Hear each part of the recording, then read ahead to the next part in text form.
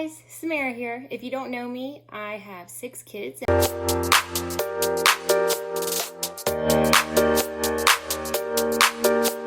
I've been homeschooling all the way through so far.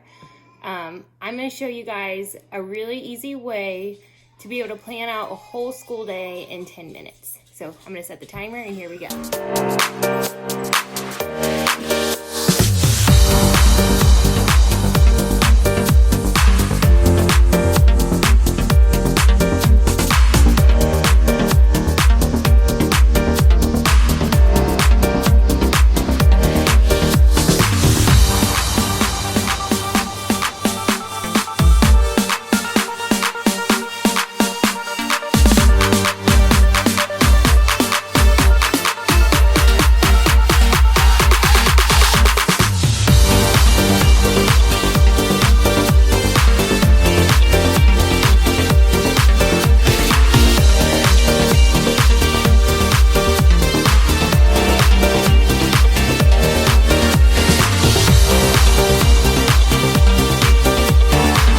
Okay, so I didn't quite need 10 minutes to get enough for a short school day. I have 2 minutes left, so I'm gonna go get the things I printed off on the computer and then I'll tell you about it. Okay guys, so I just did my, I think it was 7 or 8 minute lesson plan, and I'm gonna tell you guys what it is.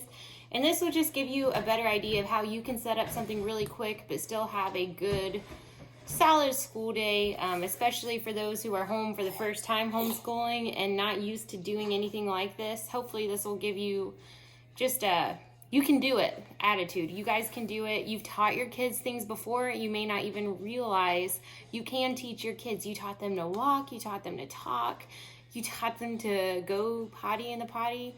I mean, that's the biggest accomplishment in life if you ask me. No, I'm just kidding. But anyways, so here is some ideas that I have that would make it, anyways, here we go. So the Cincinnati Zoo, and I'm sure other local zoos are doing this too every day. I think Monday through Friday are having like a little safari inside the zoo online. Is completely free. You can just go to their Facebook page for the Cincinnati Zoo anyways. And I looked it up and today they talked about penguins. So I have on their first thing we're going to do, we'll watch that. It's 20 minutes long.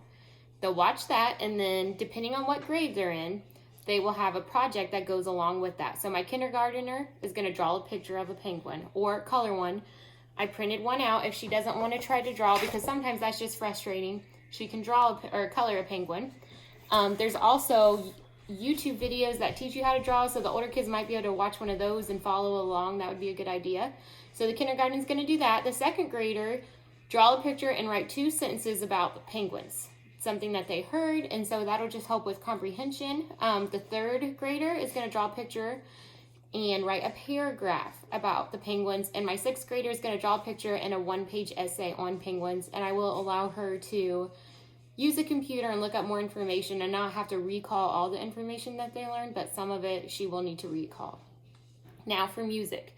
We're doing something this year that I really love, and we are studying hymns. And if you're not a believer, no problem. I mean, you could study a composer or any song that you like. And so what we do is we read why the hymn was written, and then we listen to it and look at the lyrics. So that's what we'll do.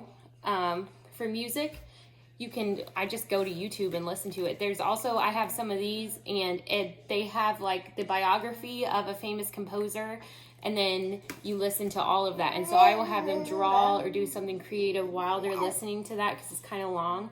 But that's something that you could buy on iTunes and do it right now. And so if your kids read music, they could also learn how to play that piece as part of their music, or learn the words for whatever song, if that was applicable for what you chose. Now for math. Math is kind of a tough one if you don't have a curriculum that you're using, but I do have a few ideas for you. One is we do something called fast facts. Now Monday, Tuesday, Wednesday, Thursday, they do a different fact when they learn that fact. Like obviously my kindergartner is not going to do some of these. So on Mondays we do addition math fast facts. Tuesday is subtraction. Wednesday is multiplication, and Thursday is division. I think I said that right. So it's adding, subtracting, multiplying, and dividing. So this just math problems. This one is for second grade, I think. These are free online. Just Google math facts for what grade you're looking for and they will come up. It's awesome. So what we do is we give them 5 minutes and see how many they can get done in 5 minutes. You don't want to tax your children too much. And so it's kind of like a game. They look at it fun and see how many we can do. Maybe tomorrow we'll be able to do more, that kind of thing. And if your child is like in a not a high enough grade level, you could do adding and subtracting twice a week. Another thing you could do is multiplication games or flashcards for adding and subtracting. There's so many things. If you want more ideas on that, let me know and I can make another video on that. Okay, now we're to history. For history, something super easy that you guys could do is just pick a place, maybe somewhere you've gone on vacation or somewhere that you guys all want to go together and just study it. Look up information about it. See what famous things have happened there and study those events. You could do a new place every week. Look it up on the map. Show them how to find it. Look up interesting facts about it, like what's the population? What's the state flag if it's one of the states? Who is the governor and that kind of stuff. And you could like literally look up things about each thing. If it's a state flower, you could look up the state flower and where they grow and what colors they are and have your kids draw a picture of those flowers. Again, older kids, if you want to spend more time, they could write an essay about it. These are just ideas to get you guys going. Okay. So I love this lady named Amy Marion. She has a free curriculum online and her website is plainandnotsoplain.com or just Google Amy Marion. It's Maryon and she comes up. So like I said, she has, I think it's grades kindergarten through 9th grade. I'm not 100% on that. I know it goes through 9th grade. I'm not sure about it. So for spelling and English, I just printed off her things. And so they ask questions, write the following in correct sentences. Fun cat is mine, and so then they'll have to write it out. Again, it'll go by grade level. Then she has a word find that goes with your spelling words for spelling. And this is more English. Finish the sentences, my brother, and then there's just a line to finish your sentences. Guys, I did all of this in, like I said, a couple minutes. A couple more ideas that you could do. We do this and my kids love it when we actually get out to do it. I'm not the best homeschool mom. These are just things that I would like to do or I have done. And like I said, just trying to help you out. A nature walk. So for 15 minutes, just get outside. I know that we're not allowed to go to a lot of places right now because of trying to keep people healthy and no germs passing, but you could walk in your yard even. Just walk around the house a couple times and ask the kids a specific thing, like what is your favorite thing that you saw while you were outside? Or if you wanted to get more specific, you could say, what green thing did you see? And then just talk about it. Talk about how God created it or what we would have done without that thing. Like say trees weren't here, what would we have done without trees? And what uses do trees have? What can we make out of trees? And you can do that with anything. The kids love that. You can give them art supplies and take them outside if it's nice out and just say, draw me a picture of something that you love that's outside. They can do that from, we've had bad weather before and we've done that from the window. Like, look outside your window and what's your favorite thing that you can see? Something else that we like to do is memorize memory verses. And we make songs to them because it's just easier to remember and the kids love it. We have so many that are silly and fun and we just get up and everyone gets involved. And that's one thing I want to encourage you to do is just try to have fun with this. If you or your child is crying, take a break. Like it shouldn't be bad.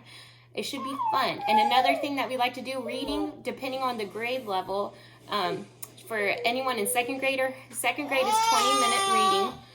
And if they need help, I'll sit down and help them read through words. But I try to get them as independent as possible with that because that gives me time to spend with the baby.